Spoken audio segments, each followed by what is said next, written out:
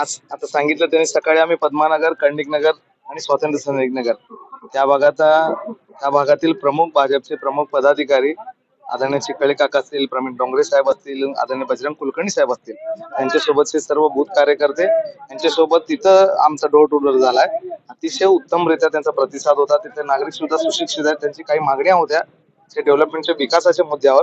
आदरणीय देवेंद्र दादा पोटे यांच्या माध्यमातून गेल्या वर्षभरात 4 ते 5 कोटीचे कामं आपल्या प्रभागात चालू आहेत. त्या विकासाच्या मुद्द्यावर आम्ही लोकांपर्यंत पोहोचतोय. आणि आज आता 5 ला आम्ही संयुक्त झोपडपट्टी आणि दत्तनगर या भागात आम्ही फिरतोय.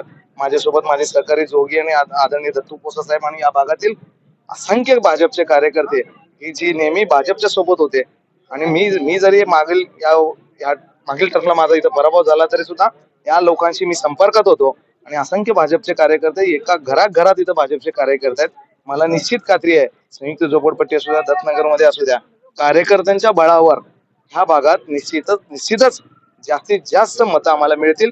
इथं काही नागरिकांची समस्या आम्ही ऐकून घेतलो. ह्या भागात एक ड्रेनेज लाईनची मोठा प्रॉब्लेम आहे हा, आणि एक रस्त्याचा. दोन्ही काम आदरणीय दादांच्या फंडातून ऑलरेडी मंजूर आहेत, पण पुढच्या 1-2-4 महिन्यात ते सुद्धा आम्ही काम करून देतो म्हणून लोकांना विश्वास दाखवला.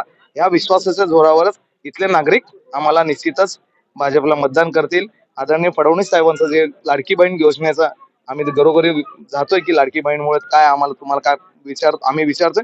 लाडकी बहीणमुळे संयुक्त झोपडपट्टीच नाही तर दत्तनगर, दाजीपेठ सगळ्या भागातून आम्हाला भरभरून मतं मिळतील अशी आशा आहे. आणि पुन्हा एकदा अनेक दिवसापासून आमच्यासोबत अनेक लाडकी बहीण, प्रतिष्ठित नागरिक, माजी पदाधिकारी, भाजपचे ज्येष्ठ नेते, ज्येष्ठ कार्यकर्ते आमच्या सोबत अतिशय उत्तमरित्या आम्हाला साथ देत आहेत. आम्ही कुठल्याही भागात जाऊ दे, पहिलं सुरुवातीला आम्ही 15-20 लोक असतो, पण नंतर जो एंड होत असतो ते 200 ते 300 कार्यकर्ता आणि माता भगिनीच्या सोबत आमचा समाप्त होत असतो. याच्यावरूनच कळतं की आम्ही समोरचा उमेदवार कोण आहे आम्ही बघितलं सुद्धा नाही. आम्हाला निश्चित खात्री आहे की यावेळेस पुन्हा एकदा प्रभाग 9 मध्ये कमलच फुलेल असं आम्हाला निश्चित खात्री आहे. आणि धन्यवाद. जय श्रीराम. जय श्रीराम.